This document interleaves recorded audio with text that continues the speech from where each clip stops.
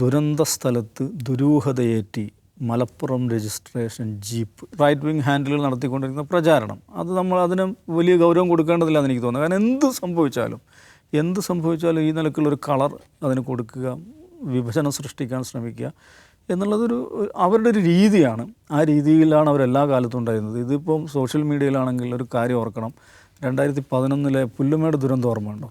ശബരിമലയിൽ സ്റ്റാമ്പേഡ് 100 ചില്ലാൻ ആളുകൾ മരിച്ച ദുരന്തമാണ്.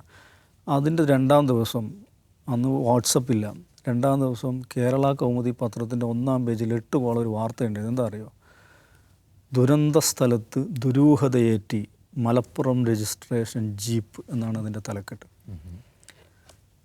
ഒരു നോക്കൂ, ഏതാണ് ഇത്രയും പാരമ്പര്യമുള്ളൊരു പത്രത്തിൽ 1-ാം പേജിൽ ബൈലൈൻ സ്റ്റോറിയാണ്.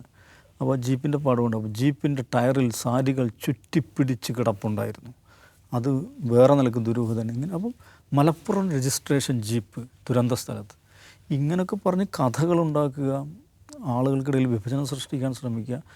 അത് ഈ ദുരന്തത്തേക്കാൾ വലിയ ദുരന്തമാണ് യഥാർത്ഥത്തിൽ. സമൂഹത്തിൽ സ്ഫോടനം സൃഷ്ടിക്കാൻ വേണ്ടിയുള്ളതാണ്. അത് എല്ലാ കാലത്തും ഉണ്ടായിട്ടുണ്ട്. പക്ഷേ കേരളത്തിൽ ഈ കളികൾ തന്നെയാണ് അവരെല്ലാ കാലത്തും കളിച്ചിട്ടുള്ളത്. അത് പ്രത്യേകിച്ച് ഒരു നേട്ടം അവർക്ക് ഉണ്ടായിട്ടില്ല. പക്ഷേ അവരെ സംബന്ധിച്ചിടത്തോളം ഒരു ദുരന്തം ഉണ്ടായാലും അവർ ആദ്യം ആലോചിക്കുക ഇതിൽ നിന്ന് എങ്ങനെ വിഭജനം സൃഷ്ടിക്കാൻ അത് അവരുടെ സംസ്കാരമാണതെന്ന് മാത്രം മനസ്സിലാക്കുക.